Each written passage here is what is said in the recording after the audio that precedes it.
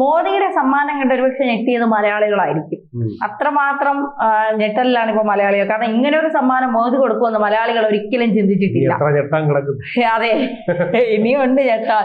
എന്താ ഈ ഞെട്ടലില് നമ്മൾ എന്തൊക്കെ കാര്യങ്ങൾ സൂക്ഷിക്കണം, എന്തൊക്കെ കാര്യങ്ങൾ ശ്രദ്ധിക്കണം, എന്തൊക്കെ അറിയണം?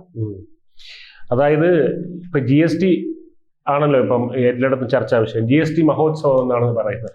കാരണം നവരാത്രി ദീപാവലി എൻ്റെ നവരാത്രി ദീപാവലി ഗിഫ്റ്റ് ഇതാന്ന് പറഞ്ഞിട്ടാണ് മോദി ഒന്നൊന്നര ഗിഫ്റ്റ് ആയിപ്പോയി. കാരണം നമുക്കറിയാം കൊറോണയുടെയൊക്കെ സമയത്ത് അദ്ദേഹം ഒരു 1 ലക്ഷം കോടിയുടെയൊക്കെ ഒരു പദ്ധതിയൊക്കെ പ്രഖ്യാപിച്ചിരുന്നു.